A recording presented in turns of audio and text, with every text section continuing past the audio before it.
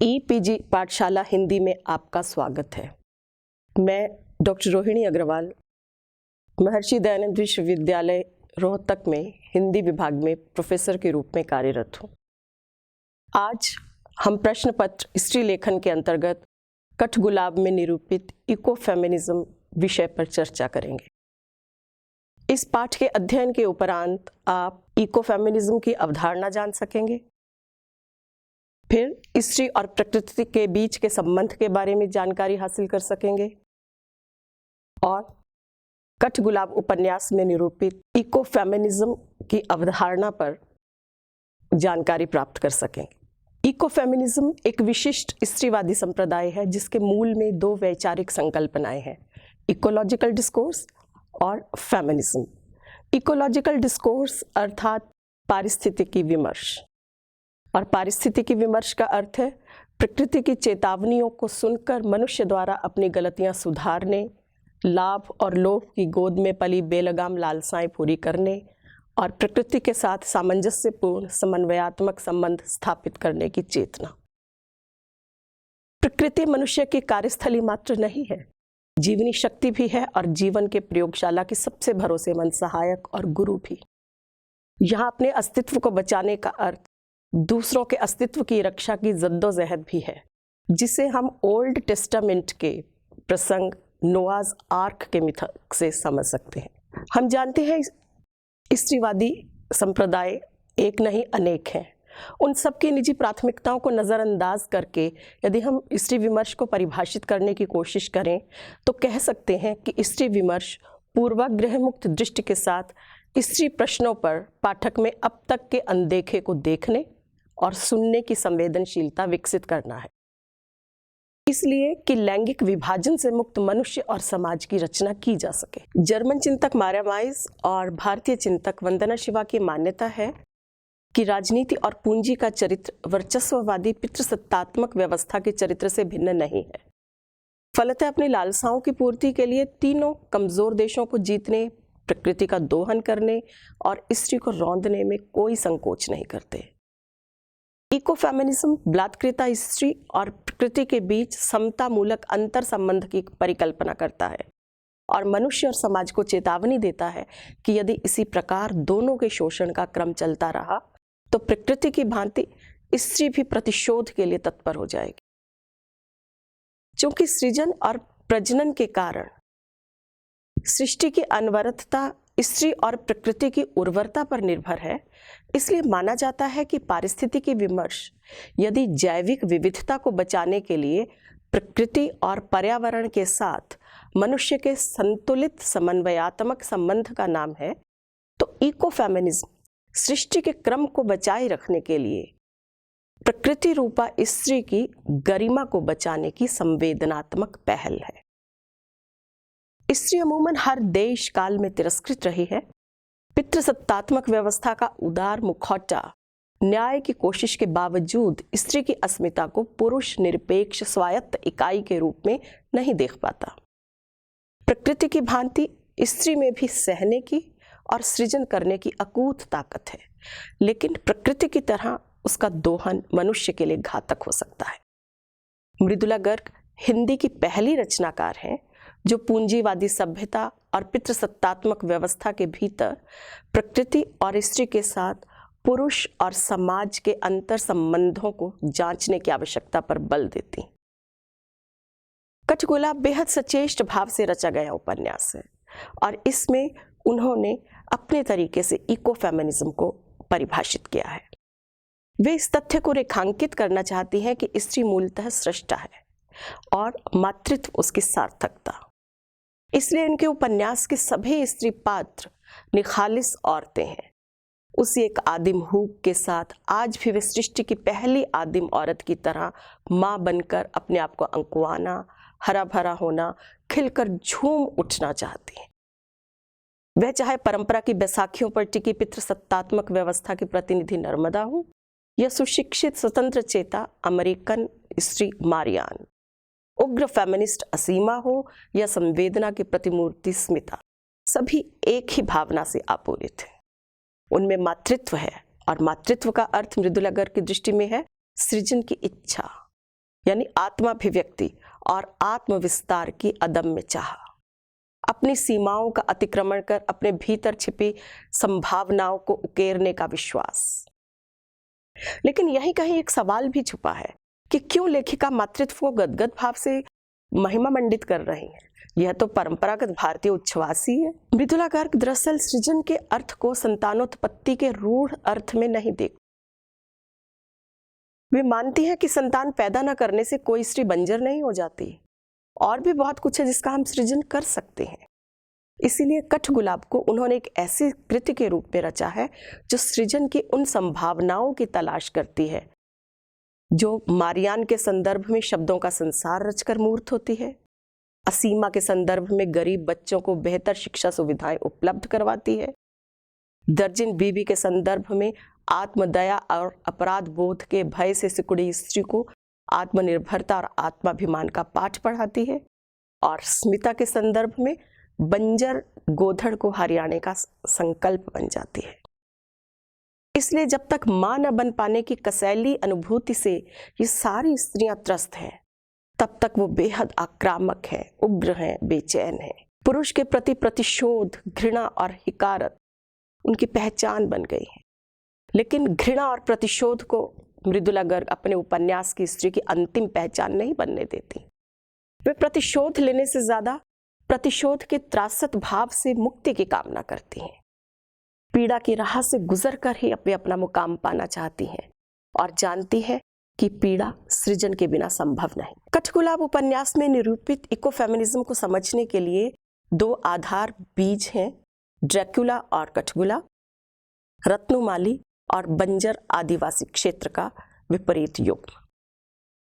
Dracula पुरुष की संवेदनहीन स्वार्थी मनोवृत्ति का प्रतीक है, जिसने आदिकाल से स्त्री को चूस कर ऐसा रक्तहीन कर दिया है कि अभ्यासवश अब वह कठगुलाब की तरह अंकुआ तो जाती है, लेकिन हरियाणे और खिलने का जज्बा भीतर पैदा नहीं कर।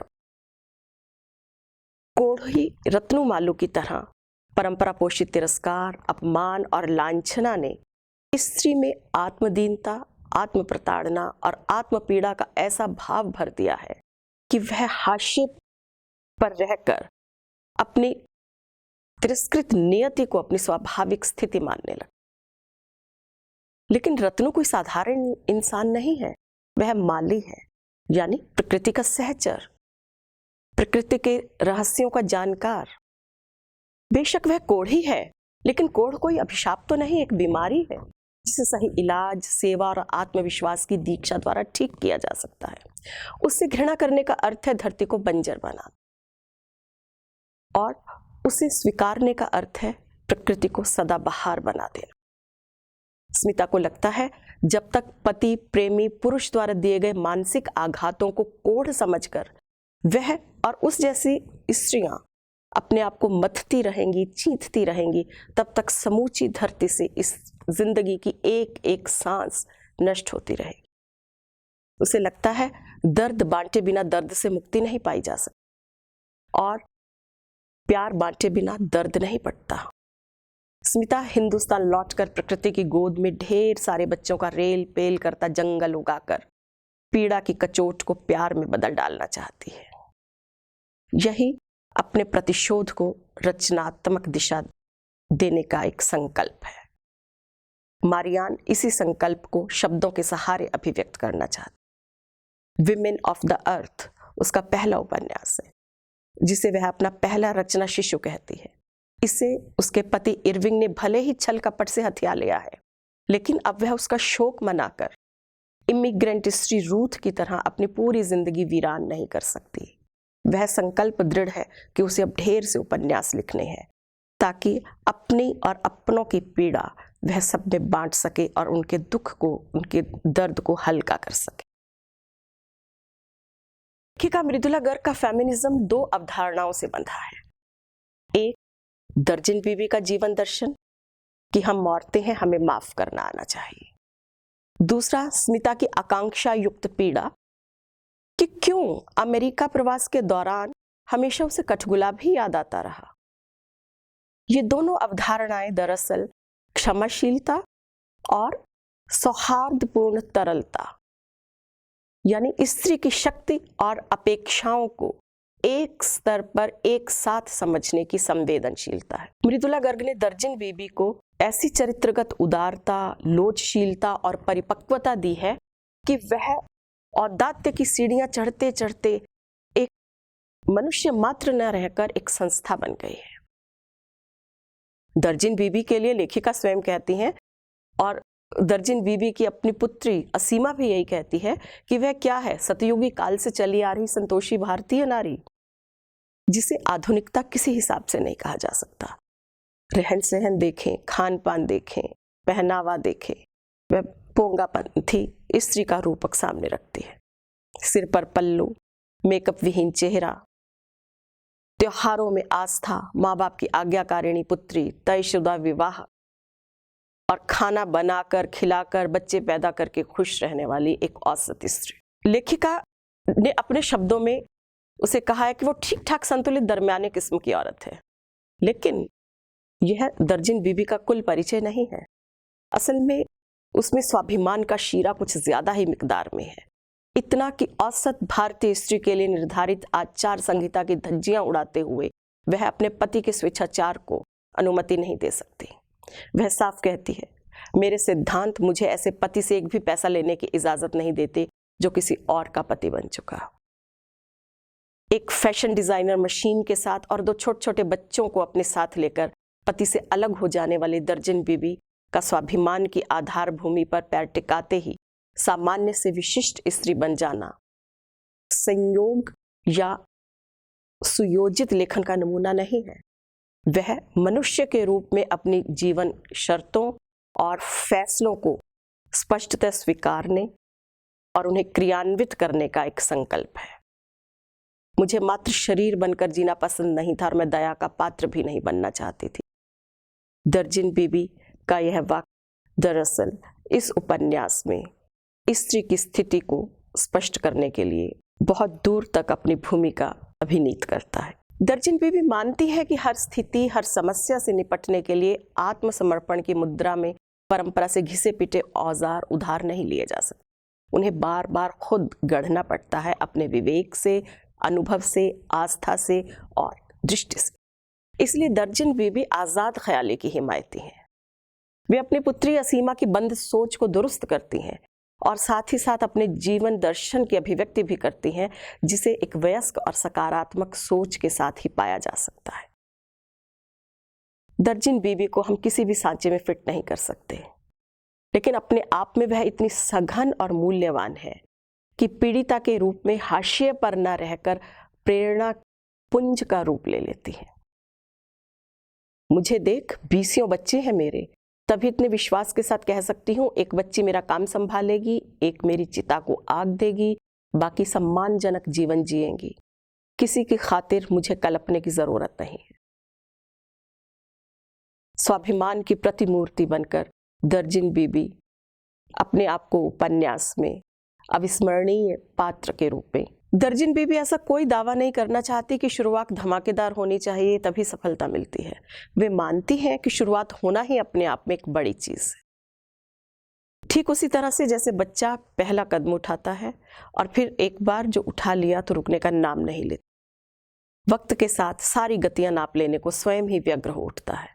इसलिए वे चाहती हैं धीरज और ताली, यानी उत्साहवर्धन का भाव। हैरत नहीं कि पूरे उपन्यास में असीमा अपनी मां के सामने बौनी, सिकुड़ी और पराजित दिखाई पड़ती है। उसकी यह पराजय एक सुविचारित योजना के तहत एक और यदि उस खुर्राट फेमिनिज्म की धज्जियां उड़ाने के लिए इस्तेमाल की गई है, तो दूसरी ओर सारे नारों और दावों से परे उस फेमिनिज्म को प्रतिष्ठापित कर जाती है जो अपनी सार्थकता नारी मुक्ति में नहीं, मानव मात्र की मुक्ति में पाता है। और यही इस उपन्यास की बहुत बड़ी शक्ति है। अनिवार्य परिणति के रूप में स्त्री जीवन को आच्छादित कर लेने वाला मातृत्व महज एक निष्क्रिय स्थिति नहीं है, बल्कि एक पूरी पीढ़ी के साथ साथ पूरे समाज और काल को गढ़ने की जिम्मेदारी भी है। इसलिए मृदुला गर्ग स्त्री से वानरी मोह त्याग कर एक बुनियादी जरूरत के तौर पर मानवीय मूल्यों और दायित्वों को पहचानने का आग्रह करती है। ठीक वैसे ही जैसे तेज गति से घूमते चाक पर कुम्हार की उंगलियों के कोमल स्पर्श से एक नई आकृति जन्म लेती है, ठीक वैसी ही सतर्क और कोमल भूमिका है मां। असीमा के साथ दर्जन बीबी के संवाद और साहचर्य के जरिए मातृत्व की सैद्धांतिक पुनर्रचना करते हुए लेखिका 21वीं सदी की जागरूक और व्यक्तित्व संपन्न मां की कुछ अनिवार्यताओं को इस प्रकार रेखांकित करती हैं। जैसे नंबर 1, तुम्हें आजाद ख्याल होना चाहिए, पहले से खुद को सीमाओं में बांधकर नहीं रखना चाहिए, क्योंकि बंद अनुदार दृष्टि हमेशा मानसिक वैचारिक रुग्णताओं को संक्रामक रोग की तरह फैलाती है। दूसरे, धीरज रखे बगैर कोई काम नहीं हो सकता, यानी स्थिति पर आवेगपूर्ण प्रतिक्रिया करने से पहले जरूरी है ठंडे दिमाग से गहन और पूर्ण छानबीन, क्योंकि अधीरता मनुष्य जीवन को कठिनतर बना देने वाली विवेकहीनता ही। तीसरे, दुश्मन को दुख पहुंचाकर खुश होना गलत है, खुद हमारी आत्मा के लिए नुकसानदेह है, यानी क्षमा और उदारता की पक्षधरता, जिसके मूल में हमेशा सक्रिय रहती है संवेदनशीलता और विवेकशीलता जैसी सकारात्मकताएं। चौथे, नर्मदा का हौसला बढ़ाने की बजाय यह क्या खटराग ले बैठी, अपनी बेटी को डांटती है वह, यानी बताना चाहती हैं कि राग द्वेष से मुक्त सहयोग, सहानुभूति और बंधुत्व के प्रसार की तत्परता मनुष्य में होनी चाहिए, जहां घटनाओं में बंधा अतीत, मृत संबंध या स्मृतियों में अटके दुखद प्रकरण महत्वपूर्ण नहीं रहे। मृदुला गर्ग इको फेमिनिज्म की मूलभूत पहचान बनाने के लिए 2 गुणों का विशेष रेखांकन करती हैं, और वे 2 गुण हैं हार्दिकता और आस्था। स्मिता तमाम क्रूरताओं, कड़वाहटों, मानसिक तनावों और नफरत के उन्मादों को झेलने के बाद बाहर से कठगुलाब की तरह सख्त और भूरी हो गई है, लेकिन वह अंदर से अभी भी कोमल है, नरम है, सदाबहार है, सिर्फ इसीलिए कि वह हार्दिकता और आस्था का आगार है। वह न केवल प्रकृति से जुड़ी है बल्कि प्रकृति का प्रतिरूप भी है। प्रकृति की तरह हर आघात को धैर्यपूर्वक सहकर खामोशी से अपना सफर तय करने वाली स्त्री। इसलिए एक और यदि वह शुगर मेपल के साथ हार्दिक संवाद स्थापित करती है, शुगर मेपल जो पश्चिमी देशों में पाया जाने वाला एक पेड़ है, जो फॉल के समय एकदम नग्न हो जाता है और फॉल से तुरंत पहले आने वाले पीक के दौरान वह अपने आप को अनेक रंगों में, सौंदर्य में, हर तरह की छटा में अपने आप को उभारता है। इसी शुगर मेपल के साथ आत्मीय बहनापा स्थापित करके लेखिका स्मिता की संवेदना की महीन परतों को पाठकों के सामने रखी। पीक के दौरान हर रंग और छटा को कसकर पकड़े रहने की उसकी बेताबी में कहीं हम स्मिता की लोभी प्रकृति की झलक देखते हैं, तो कहीं दूसरी फॉल के दिनों में शुगर मेपल की नंगी निचड़ी बलात्कृता देह समूची स्त्री जाति की लज्जा, पीड़ा और अपमान का प्रतीक बन जाती है। उल्लेखनीय है कि किसी इंसानी शख्सियत की तरह शुगर मेपल नष्ट नहीं होती, बल्कि बर्फ के कफन में दफना दिए जाने पर भी वह दोबारा जीने को मचलती है, हरियाती है और फिर से सतरंगी चूनर ओढ़कर सौंदर्य और जीवन को एक दूसरे का पर्याय बना देती है। यह वह दृष्टि है, यह संपूर्ण मनुष्य दृष्टि है जो भारतीय संदर्भ में बलात्कृता स्त्री के अभिशाप को धोने का एक बड़ा कारण बन सकती है। गोधड़ में बंथाल आदिवासी क्षेत्र के कल्याण के लिए जितनी भी बड़ी बड़ी योजनाएं बनाई हैं, सब असीमा ने बनाई है। उनके क्रियान्वयन की पद्धति भी और असफलताओं का अवसाद भी असीमा का है। लेकिन ऐसा नहीं है कि स्मिता इन सब से अछूती, आत्मलिप्त और विरक्त है। अपने मातृत्व का प्रसार दूर दराज तक करके वह भीतर की रिक्ति को भर लेना चाहती है, लेकिन असीमा की तरह धमाके के साथ नहीं। उसकी अपनी सोच है काम करने की, उसकी अपनी शैली है। वह मानती है कि बंजर धरती पर लहलहाती फसल तभी उगा पाएगी जब पहले वह स्वयं उसके एक एक कण को सींच लेगी, उसे उसकी अनुर्वरता के, बंध्यता के अभिशाप से मुक्त कर देगी। स्नेहिल स्पर्श देकर धरती को अपना बनाना, एक आत्मी संवाद स्थापित करना बहुत बड़ी बात है। वह मानती है कि धरती की चाह बस इतनी सी ही तो है, फिर वह प्रत्युत्तर में कितने ही कल्पतरु क्यों नहीं उगा देगी मनुष्य के लिए। स्मिता चूंकि स्वयं प्रकृति रूपा है, इसलिए उसका यह विश्वास निराधार नहीं है और ना ही उसकी एकल साधना अनदेखी अनछुई सी मिटती है।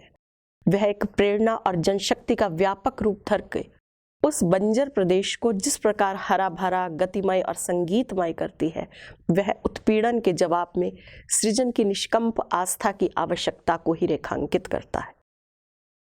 दूसरे, वह मानती है कि एक बार जिहाद छिड़ जाने पर क्या कोई अछूता रह सकता है।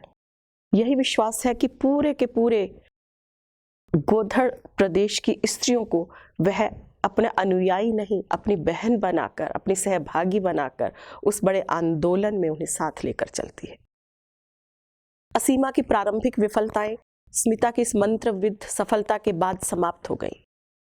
गोधड़ प्रकरण से गुजरते हुए बार बार इको फेमिनिस्ट वंदना शिवा का स्मरण आता रहता है, जो स्मिता की तरह स्त्री को शक्ति रूप में संगठित कर स्त्री और प्रकृति दोनों के उद्धार और मुक्ति का स्वप्न देखती हैं। तमाम उत्कृष्ट अनुभव साधनों पर स्त्रियों का एकाधिकार पुरुष को एकदम खाली, खोखला बनाकर छोड़ देता है। विपिन का यह कथन मातृत्व के उदात्तीकरण का परंपरागत घिसा पिटा मुहावरा नहीं है, वरन स्त्री पुरुष की प्रकृतिगत भिन्नता को दर्शाता हुआ एक स्तर पर यदि पुरुष की अतृप्ति और अवसाद को उद्घाटित करता है, तो दूसरी ओर स्त्री से अतिरिक्त सजगता, उत्साह और धैर्य की मांग भी करता है। साथ ही मांग करता है संकल्प दृढ़ता की, क्योंकि स्त्री को सिर्फ अपने को ही नहीं बचाना है, अपनी कोख को भी बचाना है। सिर्फ अपने आत्मसम्मान की रक्षा नहीं करनी है, आने वाली पीढ़ी को भी यह संस्कार देना है कि वह दूसरों के आत्मसम्मान की रक्षा कर सके। बेशक उसके दायित्व दोहरे तिहरे हो गए हैं, लेकिन प्रकृति की तरह अपनी ही रचना को खाद बनाकर अंकुरित होना और फिर अपने ही अंकुर में अगली फसल के लिए बीज डालना स्त्री का ही दायित्व है। मृदुला गर्ग की विशेषता है कि कठगुलाब में शुरुआती तौर पर इंसेस्ट यानी पारिवारिक यौन हिंसा को सामाजिक कलंक और सांघातिक हादसे के रूप में देखने के बाद वे इसे टर्निंग पॉइंट के रूप में चित्रित करती हैं। आईनों और तेज रोशनियों से घबराकर पलायन कर जाने वाली स्मिता अपने को पहचानने के प्रयास में भीतरी कमजोरियों और वर्जनाओं से जूझती हुई एक ऐसी स्त्री के रूप में निखर कर सामने आती है, जो आत्ममुग्धता और अपराध बोध दोनों ग्रंथियों से अछूती एक स्वस्थ ऊर्जावान स्त्री। स्मिता ही नहीं, उपन्यास की प्राय सभी स्त्रियां किसी न किसी रूप में बलात्कार की शिकार रही हैं। बलात्कार सिर्फ शारीरिक उत्पीड़न या सेक्सुअल स्वतंत्रता का अतिक्रमण नहीं है, वह भी है जो संस्कारों, वर्जनाओं और मर्यादाओं के नाम पर स्त्री को मानसिक, आत्मिक, नैतिक रूप से कमजोर बनाने के लिए सदियों से किया जाता रहा है। बलात्कार सिर्फ हिंसा और नग्न पाशविकता के रूप में ही नहीं उभरता, वह मीठी स्तुतियों और आकर्षक प्रवचनों का बाना पहनकर प्रकट होता है। इस बलात्कार के खिलाफ सदियों से तिल मिलाई नारी प्रतिशोध के लिए उठ खड़ी हो, एकाएक उठ खड़ी हो, यह कोई अनिवार्य नहीं। दरअसल यह एक क्रमिक प्रक्रिया है, जो एक ध्रुवांत पर इस उपन्यास में हमें रूथ, एलोना, सूजन जैसी इमिग्रेंट स्त्रियों के मूक क्रंदन में दिखाई पड़ती है। उनका यह मूक क्रंदन प्रतिशोध के पहले चरण की नींव डालता है, जो उत्तरोत्तर मुखर रूप में दर्जिन बीबी, नर्मदा, स्मिता, मारियान और अंत में नमिता में भी देखा जा सकता है। दूसरे ध्रुवांत पर नीरजा जैसे अतिरेक की सृष्टि की गई है। असल में मृदुला गर्ग नीरजा को पात्र के रूप में नहीं, चेतावनी के रूप में गढ़ती हैं, ताकि समाज उसके हश्र को, उसकी कार्यशैली को देखकर अपनी दिशा और गति खुद अपने विवेक से तय कर सके। इसलिए नीरजा की मानसिक ऊसरता की यांत्रिक विकृति में परिणति और फिर उसके जरिए त्रासद भविष्य के संकेत देने के बाद उस सांचे को तोड़ना मृदुला गर्ग के लिए अनिवार्य हो जाता है। नीरजा में अपना अक्स देखने के बावजूद असीमा अपने आप को इतना लाचार नहीं मानती, क्योंकि ध्यान दें तो पूरे उपन्यास में किसी भी पृष्ठ पर वह अकेली कभी उभरती ही नहीं है। वह जब जब उपन्यास में आई है, माँ के संदर्भ में आई है या स्मिता के साथ आई है, और ये दोनों स्त्रियां जब तब उसके व्यक्तित्व का परिमार्जन कर अपनी हार्दिकता और आस्था से उसे यंत्र मानव में तब्दील होने से रोकती रही। उपन्यास में इको फेमिनिज्म की अवधारणा को स्पष्ट करने के लिए मृदुला गर्ग ने कुछ एक कथा युक्तियों का सहारा भी लिया है। जैसे खासतौर पर उन्होंने पात्रों को 2 वर्गों में विभाजित किया है, स्याह और सफेद 2 कोटियां। प्रत्येक देश काल आयु वर्ग की स्त्री की अलग अलग व्यथा कथा कहते हुए भी यह ध्यान रखती है कि अंतिम टेक में वे स्त्रियां पुरुष प्रताड़ना की एक सी ध्वनि बन जाए। अपनी प्रवक्ता तिरस्कृता स्त्रियों स्मिता, असीमा, मारिया, नर्मदा को बांझ दिखाना और पुरुषों को अनिवार्य रूप से खलनायक चित्रित करना, ये भी उनकी कथा युक्तियां हैं।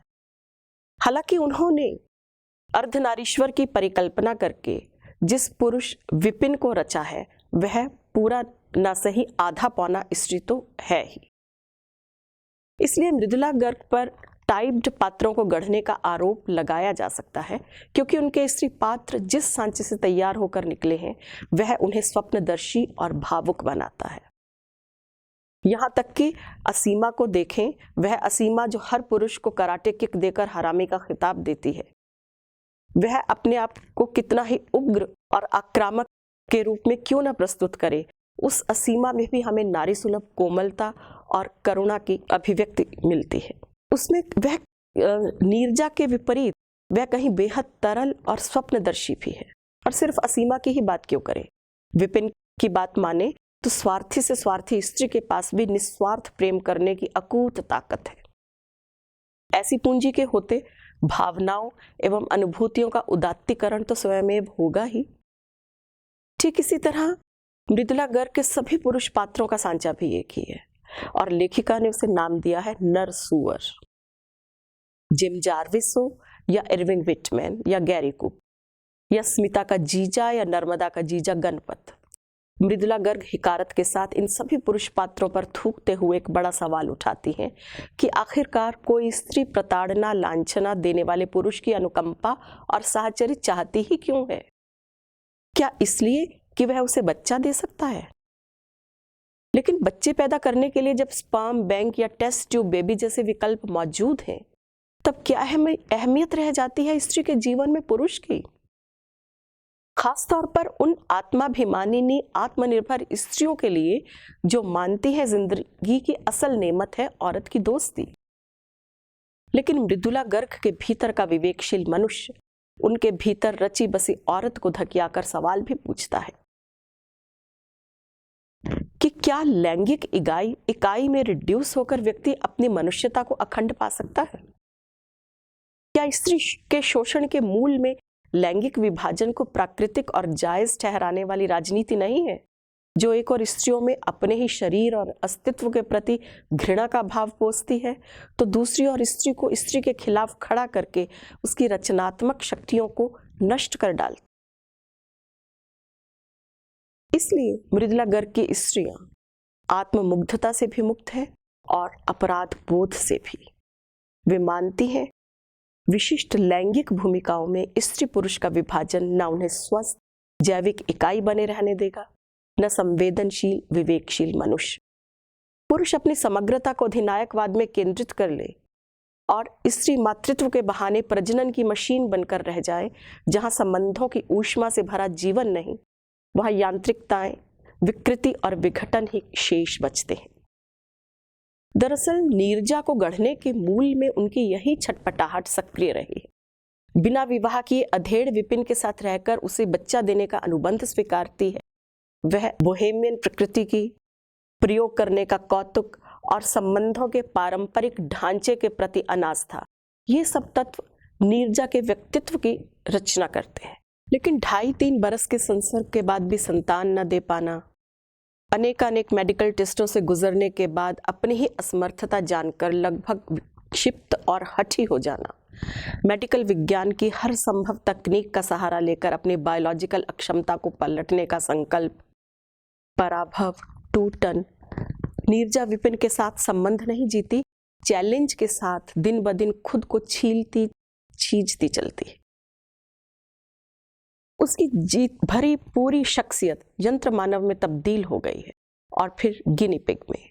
मौसम का आह्वान, भावनाओं का ज्वार, मदन गंध से गंधाता विपिन, उसके लिए सब कुछ बेमानी है। सच और मानीखेज है तो उस एक पल की प्रतीक्षा जब उसकी मेडिकल रिपोर्टें इस बात की पुष्टि करें कि हाँ, अब वह इसे खास पल में मां बन सकती है। उसके लिए विपिन नहीं, विपिन का स्पर्म ज्यादा जरूरी है। इसलिए लेखिका और विपिन दोनों आतंकित हैं नीरजा के इस विघटन से। जब सायास निर्मम बनकर अपने बारे में बेबाक जानकारी दी जाती है, तब न तिलिस्म बचता है न साहचर्य पैदा होता है। मृदुला गर्ग नीरजा के बारे में अपनी बेबाक राय देती है तो विपिन असीमा के कंधे पर सिर रखकर रो लेना चाहता है। नहीं, अपेक्षाओं के बावजूद स्त्री पुरुष संबंध का दारुण अंत इस बिंदु पर नहीं हो सकता। दुख से प्रतिस्थापित होकर मनुष्य अपने संवेगात्मक कोश को दिखाता है, लेकिन तकनीक से प्रत्यारोपित होकर वह संवेगात्मक रिक्ति का ही पर्याय बन जाता है। चयन, वर्ण, विस्मरण मनुष्य की नेमतें हैं जो यांत्रिकता और जड़ता को छिन्न भिन्न कर मनुष्य को मनुष्य यानी एक निरंतर गतिशील विकासशील प्राणी बनाते हैं। इसी मान्यता के कारण विपिन तमाम निराशा के बीच भी जीवन के उल्लास को चिन्हित करने में समर्थ। विपिन को अपना प्रवक्ता बनाकर मृदुला गर्ग मानो नीरजा की ही यांत्रिकताओं को समझा देना चाहती हैं कि संयुक्त स्मृति के उन अंशों को जो प्रासंगिक नहीं रहे हम अस्वीकार नहीं करेंगे तो जड़ हो जाएंगे, सोचने, विचारने, निर्णय लेने लायक भी नहीं रहेंगे, यानी मनुष्य नहीं रहेंगे। मनुष्य बने रहने के लिए संयुक्त स्मृति को संपूर्ण नहीं, चयन करके ग्रहण करना होता है। जाहिर है जैव वैज्ञानिक शोध के सहारे प्रकृति के विधान में हस्तक्षेप करना मृदुला गर्ग को पसंद नहीं। विज्ञान और पूंजी के गठबंधन ने उन्हें चिंतित जरूर किया है, लेकिन यह भी तय है कि भविष्य के प्रति उन्हें अनास्थावान नहीं बनाया है। कुल मिलाकर हम कह सकते हैं कि मृदुला गर्ग का इको फेमिनिज्म इस तथ्य की ओर संकेत करता है कि स्त्री गुलाब, नीम का पेड़ या किसी भी सामान्य वनस्पति की तरह फूलने, खिलने और मुरझा जाने की समयबद्ध प्रक्रिया में नहीं बंधी। कठगुलाब की तरह सृजन की हजारों संभावनाओं से भरकर वह खिलने को तैयार है, लेकिन समय, समाज और सहचर की संवेदनात्मक तरलता और आत्मीयता का संस्पर्श पाकर ही हर प्रकार की दैहिक भावनात्मक अवमानना उसकी रागात्मकता को, तरलता को अवरुद्ध करके उसके कोख को बंजर बना देगी। ठीक वैसे ही जैसे पानी की बौछार के बिना मुट्ठी की तरह कसी कलियां धीरे धीरे भूरी से काली पड़कर नष्ट हो जाती हैं कठगुलाब के फूल की, तब काठ में तराशे गुलाबों का अकूत सौंदर्य और खजाना संवेदनशील हाथों में जाने से रह जाता है।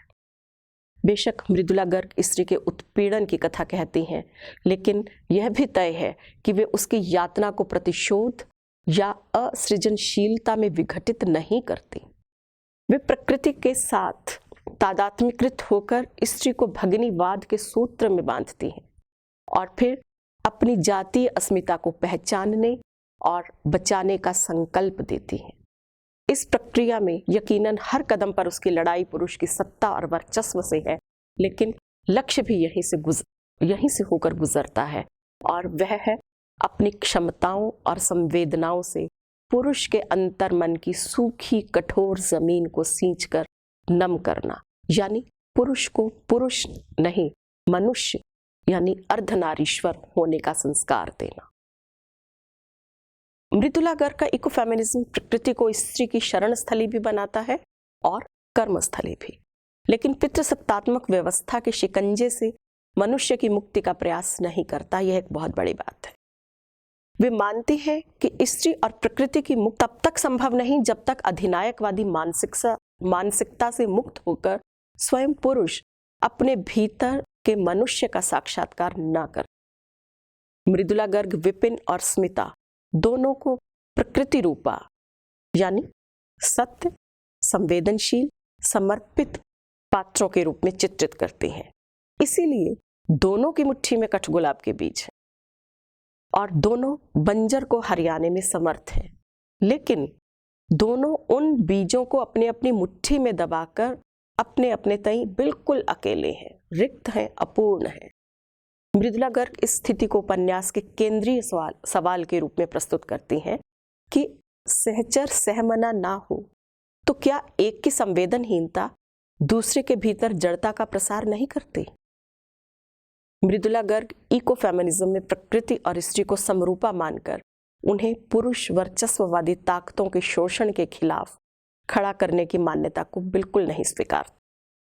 वे मानती है कि प्रकृति बेशक अन्याय का प्रतिकार करने हेतु पूरे समाज और समय से टक्कर ले ले, लेकिन स्त्री अपने घावों के साथ साथ प्रकृति के घावों को सहलाने का बीड़ा भी स्वयं उठाती है।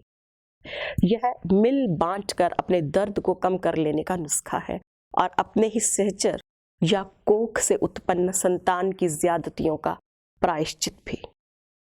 एक टीस भरी गहरी गूंज के साथ वे पाठकों और समय के लिए इस सवाल को अनुत्तरित छोड़ देती हैं कि स्त्री के घावों पर मरहम लगाने के लिए सहचर पुरुष का संवेदनात्मक हाथ कब आगे आएगा।